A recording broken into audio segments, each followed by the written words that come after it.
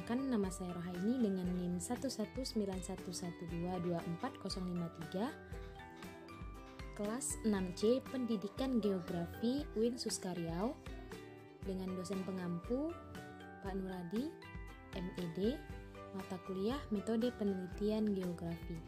Di sini saya akan menjelaskan konsep dasar penelitian ilmiah. Makna penelitian ilmiah adalah penelitian dan ilmu pengetahuan memiliki kaitan yang sangat erat. Penelitian ilmiah digunakan untuk kebutuhan ilmu pengetahuan. Sebaliknya, ilmu pengetahuan tidak akan berkembang apabila tanpa penelitian ilmiah. Penelitian ilmiah dan ilmu pengetahuan berada dalam satu sistem ilmiah, dan keduanya sama-sama membesarkan sistem tersebut sampai pada tingkat yang tidak terbatas. Nah, ilmiah berarti kegiatan penelitian didasarkan pada ciri-ciri keilmuan menurut Sugiono pada tahun 2011, dan diantaranya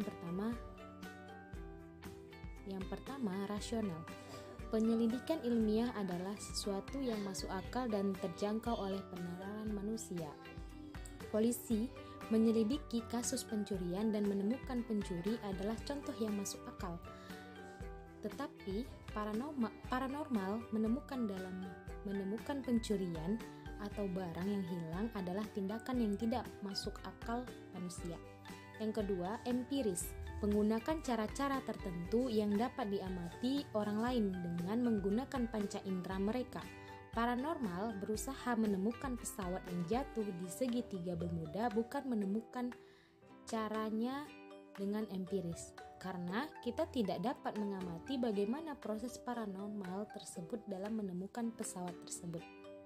Yang ketiga, sistematis, menggunakan proses dengan langkah-langkah logis. Proses yang dilakukan dalam penelitian ilmiah berawal dari penemuan masalah, merujuk teori, mengemukakan pendapat, hipotesis, mengumpulkan data, menganalisis data, dan membuat kesimpulan.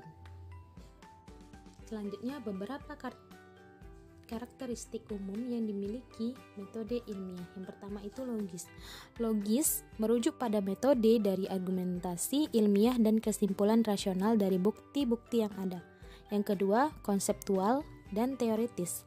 Itu menuntun dan mengarahkan upaya penelitian. Yang ketiga, bertujuan.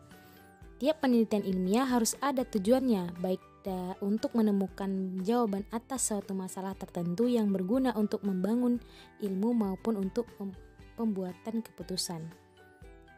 Yang keempat, sistematis. Nah, prosedur yang cermat dan aturan baku, artinya penyelidikan ilmiah tertata dengan cara tertentu sehingga penyelidik dapat memiliki keyakinan kritis atas hasil penelitiannya. Yang kelima, empiris, bersandar pada realitas. Ini berarti bahwa pendapat atau keyakinan subjektif harus diperiksa dengan menghadapkannya pada realitas objek atau melakukan telaah dan uji empiris.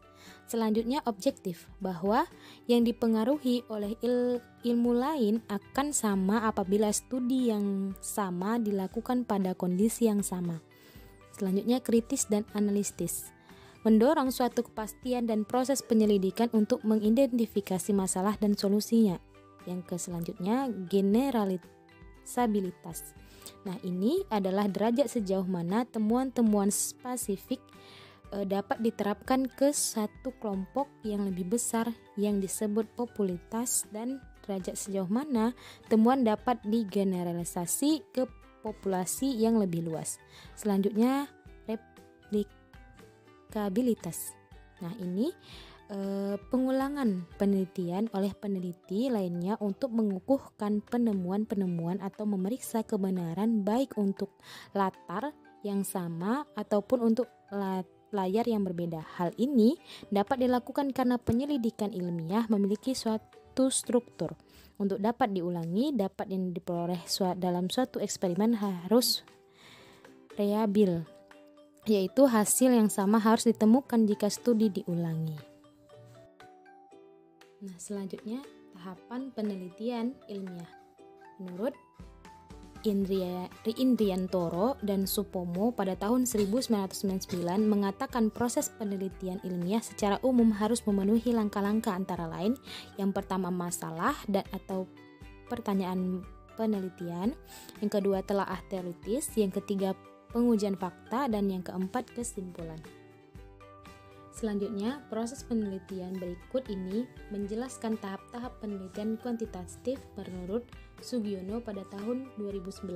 Langkah-langkah yang harus dilakukan dalam sebuah penelitian antara lain yang pertama masalah, yang kedua rumusan masalah, yang ketiga pengajuan sinopsis, yang selanjutnya metode atau strategi pendekatan penelitian, selanjutnya menyusun instrumen penelitian, mengumpulkan dan menganalisis data, yang terakhir kesimpulan. Selanjutnya, pendekatan kualitatif menekankan pada makna peneraran definisi suatu situasi tertentu dalam konteks tertentu. Lebih banyak meneliti hal-hal yang berhubungan dengan kehidupan sehari-hari. Pendekatan kualitatif lebih lanjut mementingkan pada proses dibandingkan dengan hasil akhir. Oleh karena itu, urut-urutan kegiatan dapat berubah-ubah tergantung pada kondisi dan banyaknya gejala-gejala yang ditemukan. Tujuan utama penelitian yang menggunakan pendekatan kualitatif ialah mengembangkan pengertian, konsep-konsep, dan pada akhirnya menjadi teori. Tahapan ini dikenal sebagai grounded research menurut Sarwono pada tahun 2003. Nah, itu saja penjelasan dari materi saya. Sekian, terima kasih. Saya sudahi. Wabillahi taufiq wal hidayah. Wassalamualaikum warahmatullahi wabarakatuh.